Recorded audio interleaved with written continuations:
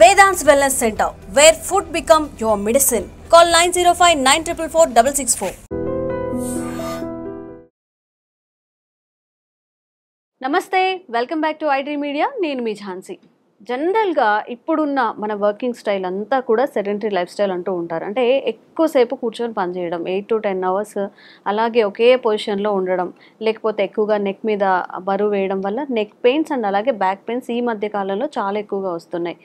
ఈ ఒక్కటే మనకి నెక్ పెయిన్స్ అండ్ బ్యాక్ పెయిన్స్కి కారణమవుతాయా? మన స్లీపింగ్ పొజిషన్స్ కానివ్వండి, పిల్లో ప్లేస్మెంట్ కానివ్వండి, ప్రాబ్లం క్రియేట్ చేయడానికి కారణం అవుతూ ఉంటాయా? ఇంకెలాంటి కారణాలు మన నెక్ పెయిన్ అండ్ బ్యాక్ పెయిన్కి ఉంటాయి అండ్ వచ్చినప్పుడు తీసుకోవాల్సిన జాగ్రత్తలు, అలాగే సర్జరీ వరకు వెళ్ళే అవకాశం ఉందా? ఎంతవరకు మెడికేషన్ యూస్ చేసి మనం బయటపడచ్చు? ఈ విషయాలను డిస్కస్ చేద్దాం. ప్రస్తుతం అంతా ఉన్నారు orthopaedic spine surgeon from AG hospital నుంచి డాక్టర్ కళ్యాణ్ వర్మ గారు.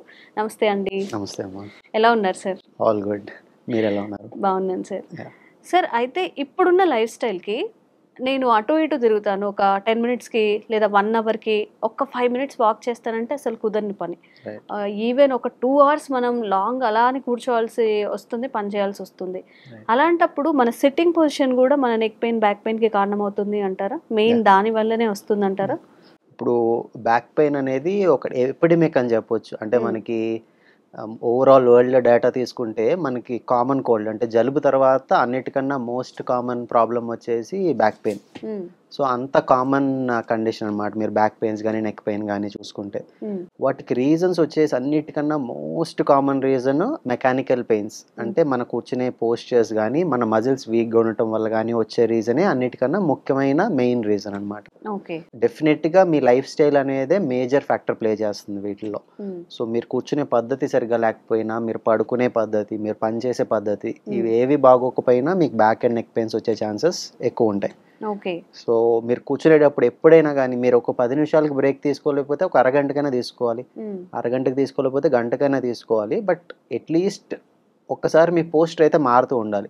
ఇప్పుడు మీరు సింపుల్ ఎగ్జాంపుల్, మన చెయ్యి ఉంది, ఒక ఫింగర్ని ఇలా పెట్టి ఉంచాము, ఒక 5 మినిట్స్ పెద్ద పర్లేదు ఓర్చుకుంటారు, ఒక గంట నొప్పి వస్తుంది, ఇంకా అలానే ఉంచారనుకోండి అది పర్మనెంట్గా స్ట్రెచ్ అయిపోతుంది, బాగా నొప్పి పర్మనెంట్గా ఉంటుంది.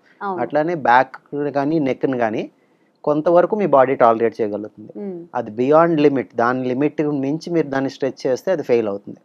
సో దట్ ఈస్ కాల్డ్ మన స్ట్రెస్ ఫెయిల్యూర్ అంటారు. అంటే స్ట్రెస్ వల్ల ఆ మజిల్ అనేది దాని ఫంక్షన్ పోయి మీకు ఆ నొప్పులు అనేవి ఎప్పటికీ పర్మనెంట్గా ఉండే ఛాన్సెస్ ఉంటాయి. సో మీరు ఆ విషయం కూడా దృష్టిలో పెట్టుకోవాలి. అంటే ఇప్పుడు నాకు బ్రేక్ తీసుకోవట్లేదు, నాకు వర్క్ ఇంపార్టెంట్ అని అనుకుంటారు, కానీ ఒకసారి మీరు కనుక నీకు బ్యాక్ కానీ నెక్ కానీ ట్రబుల్ ఇచ్చి అది ఎక్కువ ఇబ్బంది పెడుతుంటే అప్పుడు దాన్ని రియలైజ్ అవుతారు.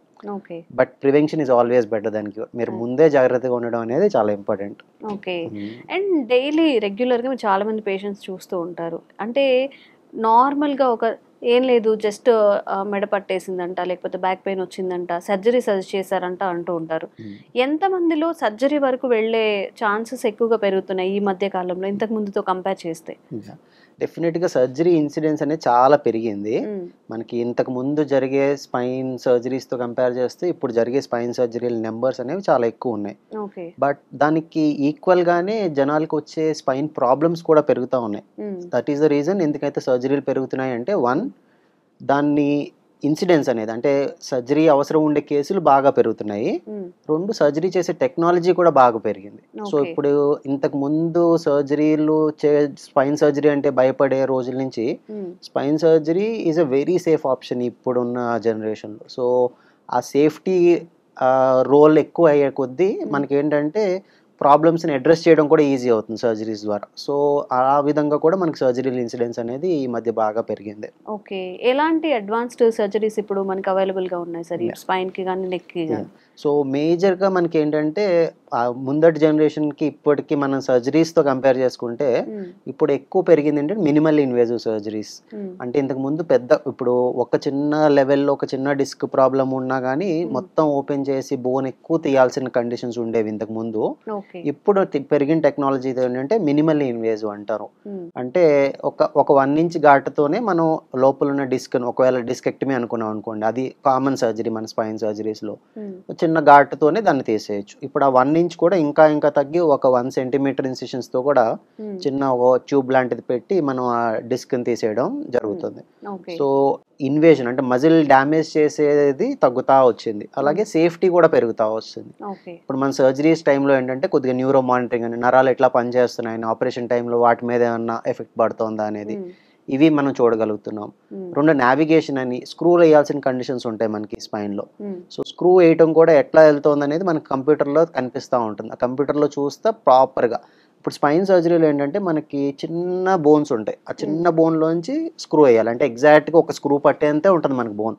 సో కొంచెం ఒక 2 మిల్లీమీటర్లు అటు ఇటు అయినా కూడా ప్రాబ్లం వస్తుంది. సో అంత ఎక్యురసీ ఉండాలి. సో ఇప్పుడు ఏంటంటే మనకి కంప్యూటర్ ద్వారా కానీ ఆర్ విత్ ఎక్స్పీరియన్స్తో కానీ ఏంటంటే మనకి ఎగ్జాక్ట్గా ఎక్కడైతే వేయాలో ఎగ్జాక్ట్గా అక్కడే వేయడం అనేది అవుతుంది. ఇంకొక అడ్వాన్స్మెంట్ వచ్చి రోబోటిక్స్ కూడా వచ్చింది. అది ఇంకా అంత వైడ్ స్ప్రెడ్ లేకపోయినా రోబోటిక్ టెక్నాలజీ కూడా మనకి స్పైన్లో ఇప్పుడు అందుబాటులో ఉంది. దాంతో ఏంటంటే స్క్రూ ఎక్కడ వేయాలి అనేది ఆ రోబోటిక్ ఆర్మ్ మనని గైడ్ చేస్తుంది, ఆ పొజిషన్ పెట్టి ఆ ప్లేస్లో వేయడానికి. సో ఇవన్నీ కూడా మనకి స్పైన్లో అడ్వాన్స్మెంట్స్ ఉన్నాయి. జనరల్గా మనం చూసుకుంటే neck pain, back pain, neck అనేది ఒక పార్ట్ ఇన్ ద బాడీ, అలాగే స్పైన్ కూడా. బట్ ఎన్ని రకాల నెక్ పెయిన్స్, అంటే నెక్ పెయిన్స్ లో కూడా డిఫరెంట్ టైప్స్ ఉన్నాయా? స్పైన్ పెయిన్స్ లో కూడా డిఫరెంట్ ఇష్యూస్ తో వస్తూ ఉంటారా మీ దగ్గరికి? So neck and back pains కి చాలా కారణాలు ఉంటాయి. ఇప్పుడు మెయిన్ మీరు ఒక యావరేజ్ డాక్టర్కి, ఒక గుడ్ డాక్టర్కి డిఫరెన్షియేషన్ కూడా మీకు దాంతో చెప్పొచ్చు. మీరు ఎగ్జాక్ట్గా ఎక్కడ నుంచి పెయిన్ వస్తుంది అనేది లోకలైజ్ చేయగలగడం అనేది అది మంచి డాక్టర్ చేయాల్సింది. ఓకే, ఇప్పుడు మీరు ఇందాక అడిగినట్టు నెక్ పెయిన్ రాగానే సర్జరీ చెప్పారు అని అంటున్నారు. బట్ అలాంటప్పుడు ఏంటంటే సోర్స్ ఆఫ్ పెయిన్ అనేది క్లారిటీ ఉండాలి. అంటే మనకి ఇప్పుడు నడుము నొప్పి వచ్చింది, వాళ్ళకి ఆపరేషన్ చెప్పారు అంటే దాని ఆపరేషన్ ముందు ఆయనకి ఎక్కడి నుంచి పెయిన్ వస్తుంది అనేది మీరు క్లియర్గా డయాగ్నోస్ చేశారా లేదా? మెజారిటీ ఆఫ్ ద స్పైన్ ప్రాబ్లమ్స్కి ఏంటంటే ఫస్ట్ మనం నాన్ ఆపరేటివ్గానే చూస్తాం. అంటే ఆపరేషన్ లేకుండా చేసే పద్ధతులు ఉంటాయి. అది ఫిజియోథెరపీ అవ్వచ్చు, మందులు అవ్వచ్చు, ఇంజెక్షన్స్ అవ్వచ్చు, వీటితో మేనేజ్ చేయడానికి చూస్తాం. ఆ పెయిన్ ఒకవేళ బియాండ్ లిమిట్, మీకు ఆ పెయిన్ టైంతో పాటు ఇంకా పెరుగుతుంది, మీరు భరించలేరు అన్నప్పుడు మనం ఆపరేషన్కి వెళ్తాము. లేదంటే ఆ పెయిన్తో పాటు మనకి నరం వీక్ అవుతుంది. నరం డ్యామేజ్ అనేది ఇప్పుడు ఇంత పెరిగిన టెక్నాలజీ, ఇప్పుడు మనం ఇంత అడ్వాన్స్మెంట్స్ మాట్లాడుకున్నాము, ఇంత అడ్వాన్స్మెంట్స్ వచ్చినా కానీ నరం ఒక్కసారి డ్యామేజ్ అయినాక దాన్ని రిపేర్ చేసే టెక్నాలజీ ఇప్పుడు దాకా రాలేదు మనకి. అది స్పైనల్ కార్డ్ అయినా కానీ, స్పైనల్ నర్వ్ అయినా కానీ కంప్లీట్గా డ్యామేజ్ అయితే రికవరీ మన చేతిలో ఉండదు. ఓకే, సో అవ్వకుండానే మనం జాగ్రత్త పడాలి. ఓకే, సో ఆ పెయిన్తో పాటు మనకి నరం డ్యామేజ్ అయిన సిగ్నల్స్ ఉన్నాయి. అంటే ఆ కాళ్ళలో స్పర్శ పోవడం కానీ, కాళ్ళలో బలం తగ్గుతున్నట్టు కానీ, అప్పుడప్పుడు యూరిన్లో కంట్రోల్ కానీ, ఇవన్నీ కూడా మనకి నడుంలో ప్రాబ్లం వల్ల రావచ్చు. అలాగే సేమ్ మెడలో ప్రాబ్లం వల్ల చేతిలో స్పర్శ తగ్గడం, చేతి బలం తగ్గడం, నడకలో తేడా రావటం, బ్యాలెన్స్ పోవటం, లేదా కాళ్ళు చేతులు బాగా టైట్ అయిపోవడం, స్పాస్టిసిటీ అని, ఇవన్నీ కార్డ్ డ్యామేజ్, మెడలో నరం డ్యామేజ్ అవడం వల్ల వచ్చే ఇబ్బంది. ఇన్ని సైడ్ ఎఫెక్ట్స్ ఇంకా బాడీ డ్యామేజ్ అయ్యే అవకాశం ఉంటుంది. సో ఇవన్నీ వచ్చినప్పుడు అస్సలు నెగ్లెక్ట్ చేయకూడదు. నరం డ్యామేజ్ అవుతున్న సిగ్నల్స్ మనకి ఏమన్నా ఉన్నా కానీ, ఇప్పుడు నేను చెప్పినవి ఏమున్నా కానీ డెఫినెట్గా అది నెగ్లెక్ట్ చేయాల్సిన విషయం కాదు. అంటే ఎక్కువ మంది ఏంటంటే స్పైన్ సర్జరీకి వెళ్ళకూడదు అనే ఉద్దేశంతో ఇవన్నీ ఉన్నా కానీ మనం ఇంకా ఏదో ఫిజియోథెరపీతో కానీ మందులతో కానీ చూద్దాం అని అనుకుంటాం. బట్ మనం ఎప్పుడైనా డెసిషన్ తీసుకునేటప్పుడు ఏంటంటే ఓపెన్ మైండ్ ఉండాలి. మనకి రిస్క్ ఎంత ఉంటుంది, బెనిఫిట్ ఎంత ఉంటుంది. ఇప్పుడు నరం డ్యామేజ్ అయిపోతుంది అని మనకు కనిపించినప్పుడు అది వదిలేస్తే ఇంకా ఫర్దర్గా డ్యామేజ్ అవుతుంది అని డాక్టర్కి అనిపించినప్పుడు మనం ఆపరేషన్లో రిస్క్ ఉన్నా కానీ ఆపరేషనే ప్రిఫర్ చేయాలి. ఎందుకంటే ఆపరేషన్లో సైడ్ ఎఫెక్ట్ వచ్చే ఛాన్సులు చాలా తక్కువ, ఒక 1-2% అనుకోవచ్చు.